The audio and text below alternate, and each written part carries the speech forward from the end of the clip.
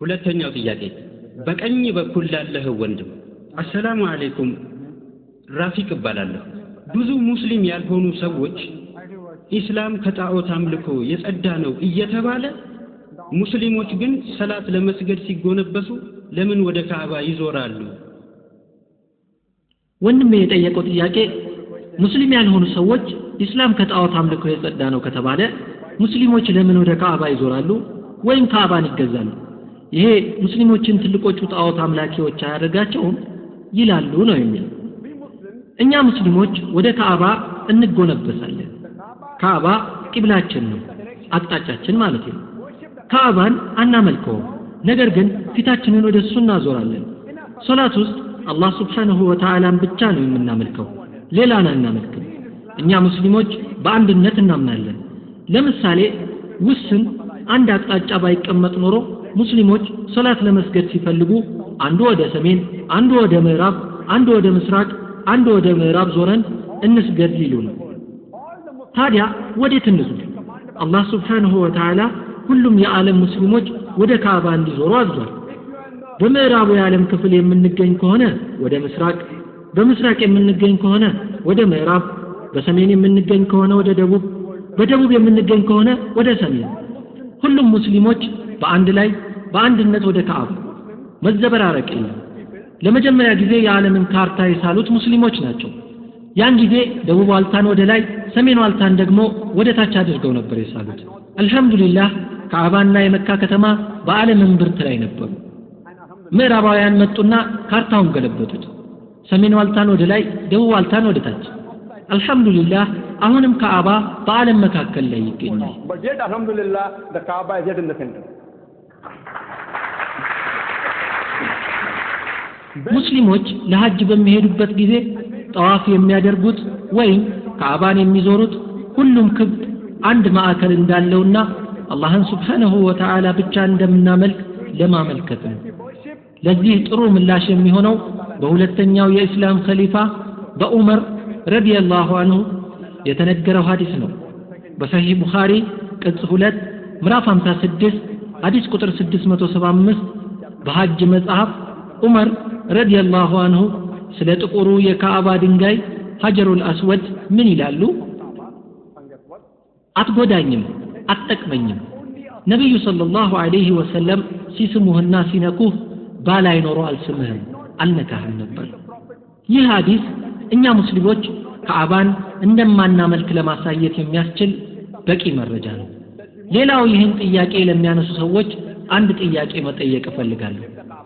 በረሱል ሰለላሁ ዐለይሂ ወሰለም ጊዜ ካዕባ ላይ ወጥተው አዛን የሚያደርጉ ሰዎች ነበሩ። እስቲ የትኛው ጣዖት አምላኪ ነው በሚያመልከው ጣዖት አናት ላይ የሚንጠላጠለው?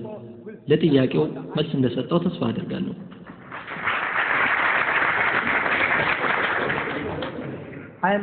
ኢርሻድ እባላለሁ። የኮምፒውተር ኢንጂነሪንግ ተማሪ ነኝ። አንዳንድ ሙስሊም ያልሆኑ ሰዎች ሶላት ጂምናስቲክ እንጂ ሌላ ነገር አይደለም ይላሉ። ምን አይነት ምላሽ መስጠት ይቻላል? Without the question, የኔ ወንድም በሰላትና በጂምናስቲክስ መሃል ሰፊ ልዩነት አለ። በሰላት የአካልና የነፍስ እድገት ሲኖር በጂምናስቲክስ ሰውነት ሊዳብር ይችላል፣ የነፍስ እድገት ግን የለም። በሰላት የአእምሮ ሰላምና መረጋጋት ይገኛል፣ በጂምናስቲክስ የአእምሮ ሰላምና መረጋጋት የለም። ከሰላት በኋላ ድካም ይቀላል፣ ከጂምናስቲክስ በኋላ ግን የሰውነት መጓጎል ያስከትላል። ከሰላት በኋላ ስራ እንደሚሰራ ሰው ነው ያለው ስሜት፣ ከጂምናስቲክስ በኋላ ግን ድካም ይሰማል። ሰላት በሁሉም የእድሜ ክልል ላይ ያሉ ሰዎች ይፈጽሙታል። ጂምናስቲክ በሁሉም የእድሜ ክልል ላይ ያለ ሰው ሁሉ አይሰራውም። ሰላት ፍጹም ነፃ ነው። በጂምናስቲክስ ግን ወደ ጥሩ ጂም ከሄድን አፍንጫችንን ተይዘን እንከፍላለን። ሰላት ለመስገድ ምንም አይነት ቁሳቁስ አያስፈልግም። ለጂምናስቲክስ ግን የተለያዩ የስፖርት ቁሳቁሶች ያስፈልጋሉ። በሰላት ማህበራዊ ግንኙነት ይሻሻላል፣ ወንድማማችነት፣ አንድነት፣ መረዳዳት ይጨምራል። በጂምናስቲክስ የሚሻሻል ማህበራዊ ግንኙነት የለም።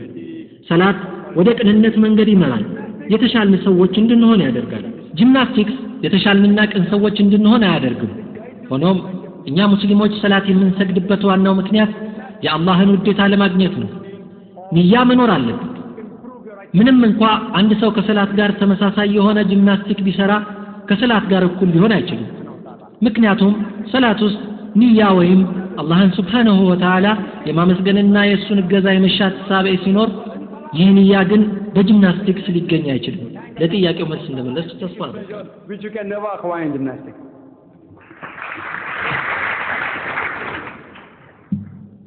ሰላም አለይኩም ወንድም፣ ስሜ ታዲሱ ይባላል። ለምንድን ነው አላህ ሱብሓነሁ ወተዓላ ሰላት እንድንሰግድ ያዘዘን? እኛ በመስገዳችን የሚያገኘው ጥቅም ምንድን ነው? The sister asked the question. እህታችን አላህ ሱብሓነሁ ወተዓላ ለምን ሰላት እንድንሰግድ አዘዘን? እኛ በመስገዳችን የሚያገኘው ጥቅም ምንድን ነው የሚል ጥያቄ ነው ያነሳችው። ለምሳሌ አንድ ሰው ሰላት በሚሰግድበት ጊዜ አላሁ አክበር ወይም አላህ ታላቅ ነው ይላል። ይህን ማለቱ ከአላህ ስብዕና ላይ የሚጨምረው ነገር የለም። ሚሊየን ጊዜ አላሁ አክበር አላልን አላህ ሁሌም ትልቅ እንደሆነ ይቆያል። አላህ እንድናሞግሰው ያዘዘን ለሱ ጥቅም አይደለም። ይህም በቅዱስ ቁርአን በሱረቱል ፋጢር ምዕራፍ 35 አንቀጽ 15 ምላሽ ተሰጥቶታል። እናንተ ሰዎች ሆይ እናንተ ሁል ጊዜ ወደ አላህ ከጃዮች ናችሁ፣ አላህም እርሱ ተብቃቂው ምስጉኑ ነው። አላህ ሱብሓነሁ ወተዓላ ለሱ ጥቅም ሲል አይደለም እንድናመሰግነው ያዘዘን፣ ለኛ ጥቅም ሲል ነው እንድንገዛው ያዘዘን። ብዙውን ጊዜ ዝነኛ፣ ታዋቂ፣ ጀግና፣ ብልህ ወዘተ የሆኑ ሰዎችን ምክር እንቀበላለን። የማናውቀውን ሰው፣ ጎበዝ ያልሆነን ሰው፣ ብልህ ያልሆነን ሰው ምክር አንቀበልም። በመሆኑም አላህን የምንገዛው የሱን እገዛ በመሻት ነው። አላህ ሱብሓነሁ ወተዓላ ታላቅ፣ ብልህ፣ የበላይ ላዕላይ የሆነ ጌታ ነው። በመሆኑም ምክሩንና ትእዛዙን ልንቀበል ይገባል። አላህ አድርጉ የሚለን ነገር ሁሉ ለኛ የሚጠቅመንን ነው፣ የሚከለክለን ደግሞ ለኛ የሚጎዳንን ነው። ስለዚህ ምክሩን ተቀብለን ዱንያ አኺራችንን እናስተካክላለን። በሰላት ውስጥ ሁሌ የሚቀራው የሱራ ፋቲሃ 5 አንቀጾች ውስጥ 4ቱ አላህን የሚያሞግሱ የሆኑትም ለዚህ ነው። ቢስሚላሂር ረህማኒር ረሂም፣ በአላህ ስም እጅግ በጣም ርህሩህ አዛኝ በሆነው። አልሐምዱሊላሂ ረቢል ዓለሚን፣ ምስጋና ለአላህ ይገባው የዓለማት ጌታ ለሆነው። አርረህማን አርረሂም፣ እጅግ በጣም ርህሩህ በጣም አዛኝ። ማሊክ የውሚዲን፣ የፍርዱ ቀን ባለቤት ለሆነው። ኢያከ ነዕቡዱ ወኢያከ ነስተዒን፣ አንተን ብቻ እንገዛለን፣ አንተን ብቻ እርዳታን እንለምናለን።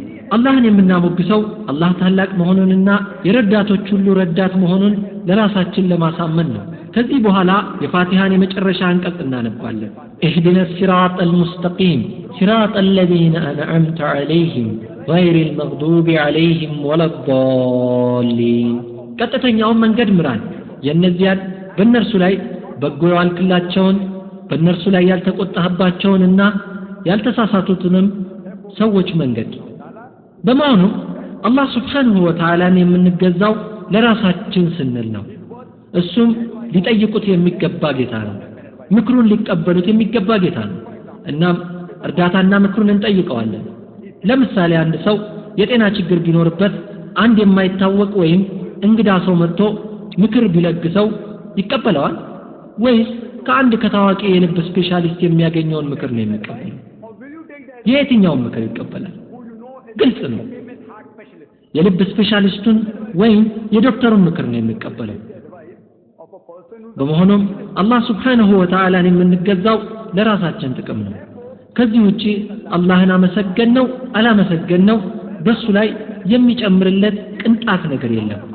You praise Allah subhanahu wa ta'ala, it's not sufficient. Because the Holy Quran says in Surah ቅዱስ ቁርአን በሱረቱል ካፍ ምዕራፍ 18 አንቀጽ 109 ባህሩ ለጌታዬ ቃላት መጻፊያ ቀለሞችን ቢሆንና እርሱን የሚያህሉ ቀለሞች ብናክል የጌታዬ ቃላት ከማለቃቸው በፊት ባህሮቹ ተንጠፍጥፈው ያልቃሉ ይላል። በተመሳሳይ በሱረቱል ሉቅማን ምዕራፍ 31 አንቀጽ 27 ላይ ተጠቅሷል። በምድር ላይ ያሉ ዛፎች ሁሉ ብዕር፣ ባህሮቹም ሁሉ ቀለም ቢሆኑና ሌሎች 7 ባህሮች ታክለው ቢጻፍባቸው የአላህ ቃል አያልቅም ይለናል። አላህ ለሰጠን የማያልቅ ጸጋው የቱንም ያህል ብናሞግሰው የሚበቃው አይሆንም። በመሆኑም በሰላት ለዓላይነቱን፣ ታላቅነቱን፣ ጀግንነቱን እናስታውስበታለን። ትእዛዙን በመቀበል በሲራጠል ሙስተቂም በቀናው መንገድ ላይ እንጓዛለን። ለጥያቄው መልስ እንደሚሆን ተስፋ አደርጋለሁ። Stay on the Sirat al-Mustaqim, the true path.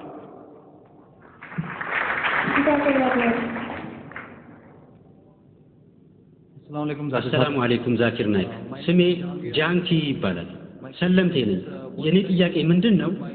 የሥራ ሰዓቴ ለሰላት የማይመቸኝ ከሆነ ምን ማድረግ አለብኝ? The brother asked the question. ወንድማችን ስራዬ ሰላት በሰዓት ለመስገድ ካላስቻለኝ ምን ማድረግ አለብኝ የሚል ጥያቄ ነው ያቀረበው። ፈርድ የሆኑትን የአምስት ወቅት ሰላቶች በምናይበት ጊዜ የሱብሂ ሰላትና የኢሻ ሰላት ብዙውን ጊዜ ከሥራ ሰዓት ጋር የሚጋጩ አይደሉም። የመግሪብ ሰላትም ቢሆን ከሥራ ሰዓት ጋር አይጋጭም። ወደ ዙሁር ሰላት በምንመጣበት ጊዜ በምሳ ሰዓት ሊሰገድ ይችላል። ምክንያቱም ብዙውን ጊዜ የምሳ ሰዓት ከዙሁር ሰላት ጋር ይስማማል። በአብዛኛው ችግር የሚፈጠረው አስር ሰላት ላይ ነው። እንዲሁም ደግሞ ለምሳሌ የማታ ሽፍት ሰራተኞች ከሆነን ከሌሎች የምሽት ሰላቶች ጋር ሊጋጭብን ይችላል። ይህ አይነቱ ችግር ያለበት ሰው አለቃው 10 ደቂቃ እንዲፈቅድለት አድርጎ መስገድ ይኖርበታል። To give you a break of 10 minutes to offer your salah. ነገር ግን ብዙውን ጊዜ እኛ ሙስሊሞች ለሰላት ፈቃድ መጠየቅ ያሳፍረናል። ለሌሎች ጉዳዮች ለምሳሌ ሰርግ፣ ልደት፣ ሽርሽር ወዘተ ለመሄድ ከሆነ ለመጠየቅ አንፈርም። ለሰላት ሲሆን ግን ሀፍረት ይሰማናል። ብዙ ሙስሊሞች ይህንን ቢያደርጉ የዝቅተኝነት ስሜት ይሰማቸዋል። ሆኖም ከኔ ልምድ ተነስቼ ብነግራችሁ ሙስሊም ያልሆኑ አለቆች ቢኖሩን እንኳ 99% የሚሆኑት ለሰላት ፈቃድ አይከለክሉም። አጠያየቃችንን ግን ልናሳምር ይገባል። በትህትና እንጠይቃለን። አንዳንድ ሙስሊሞች ደግሞ ለሰላት ፈቃድ በሚሰጣቸው ጊዜ ወደ ሩቅ መስጂድ በመሄድ ከግማሽ ሰዓት በላይ ቆይተው ይመጣሉ። ይህ ሰው ለሰላት ነው ወይስ ለመዝናናት የሄደው እስኪባል ድረስ። ሰዎች መስጂድ ሄደው አይስገዱ ማለት አይደለም። አቅራቢያቸው መስጂድ ካለ ሮጥ ብለው ሄደው ቢሰግዱ ምንም ማለት አይደለም። ሆኖም ግን መስጂዱ ቅርብ ካልሆነና ብዙ ሰዓት የሚፈጅ ከሆነ ቢሮአችን ውስጥ መስገድ እንችላለን። መስገጃችንን ቁም ሳጥን ውስጥ በማስቀመጥ አውጥተን እንስገድ። ቀደም ብዬ ለመግለጽ እንደሞከርኩት በሰሂህ ቡኻሪ ቅጽ 1 በሰላት መጽሐፍ ምዕራፍ 56 ሐዲስ ቁጥር 429 ነብዩ መሐመድ ሰለላሁ ዐለይሂ ወሰለም ምድር ለኔና ለተከታዮቼ መስጊድ ናት ብለዋል። በመሆኑም የሰላት ሰዓት ሲደርስ ቢሮአችን ውስጥ መስገድ እንችላለን። ንጹህ ቦታ ፈልገን እንስገድ። በእንዲህ አይነቱ ሁኔታ ውስጥ ስንሆን ፈርዱንና ሱና ሙአከድ ብቻ መስገዱ ይመረጣል። ተጨማሪ ነዋፊል ሰላት ይቅርብን። ይህ በቂ ነው።